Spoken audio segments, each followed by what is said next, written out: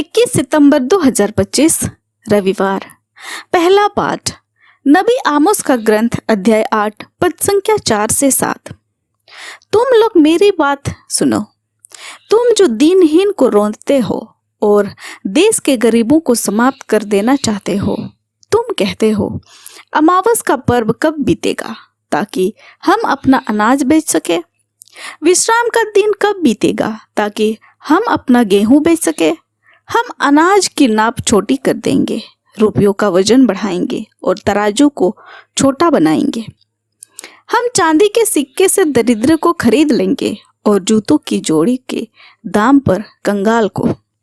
हम गेहूं का कचरा तक बेच देंगे। प्रभु शपथ खाकर कहता है, तुम लोगों ने जो कुछ किया है मैं वह सब याद रखूंगा। यह प्रभु की वाणी है। ईश्वर को धन्यवाद। भजन अनुवाक्य। प्रभु की स्तुति करो, वह दरिद्रों को ऊपर उठाता है। प्रभु के सेवकों स्तुति करो, प्रभु के नाम की स्तुति करो। धन्य है प्रभु का नाम अभी और अनंत काल तक। अनुवाक्य। प्रभु की स्तुति करो, वह दरिद्रों को ऊपर उठाता है। प्रभु सभी राष्ट्रों का शासक है, उसकी महिमा आकाश से भी ऊंची है। हमारे प्रभु ईश्वर के सदृश कौन। वह उच्च सिंहासन पर विराजमान होकर स्वर्ग और पृथ्वी दोनों पर दृष्टि रखता है। अनुवाक्य। प्रभु की स्तुति करो, वह दरिद्रों को ऊपर उठाता है। वह धूल में से दीनों को और कूड़ों पर से दरिद्रों को ऊपर उठाता है। वह उन्हें शासकों के साथ बैठता है, अपनी प्रजा के शासकों के साथ ही। अनुवाक्य। प्रभु की स्तुति करो, वह दरिद्रों को ऊपर उठाता है।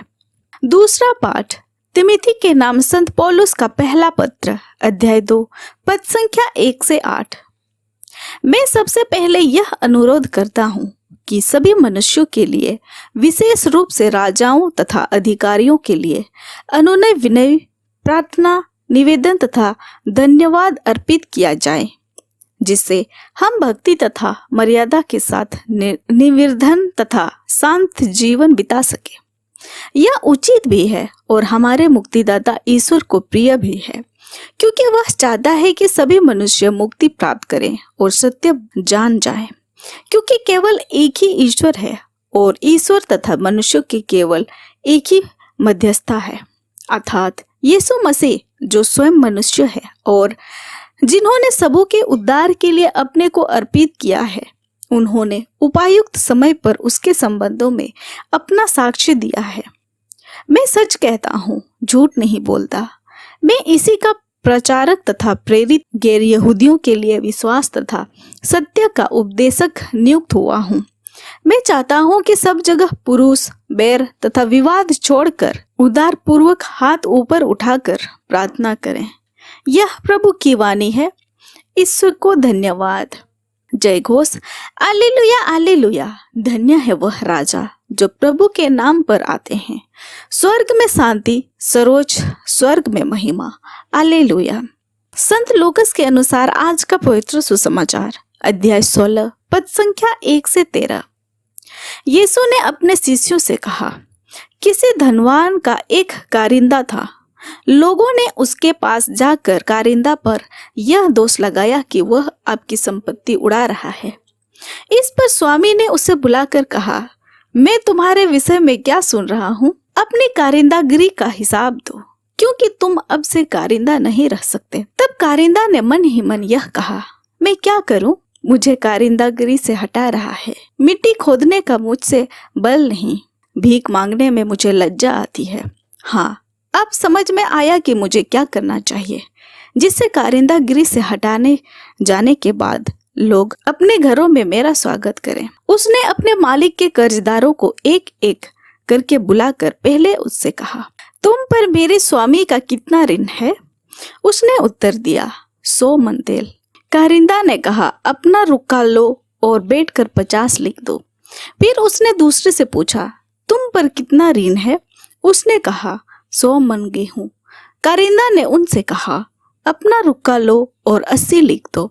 स्वामी ने बेईमान कारिंदा को सराहा और उसने चतुराई से काम किया है, क्योंकि इस संसार में संतान अपनी लेन देन में ज्योति की संतान से अधिक चतुर है।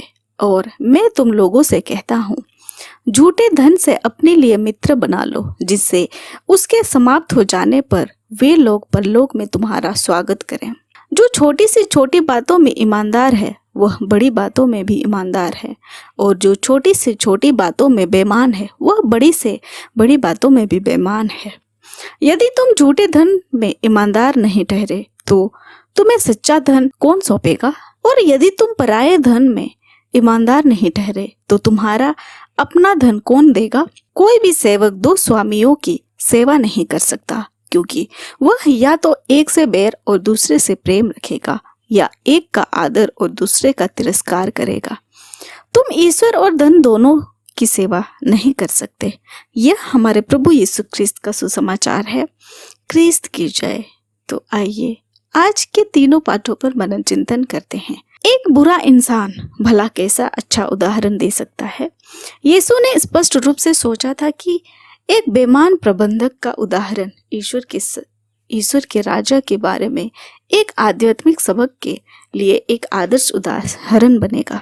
बेईमान कारिंदा उसकी चतुराई के कारण प्रशंसित होता है। एक चतुर व्यक्ति एक गंभीर स्थिति को साहस और दूरदर्शिता के साथ ग्रहण करता है।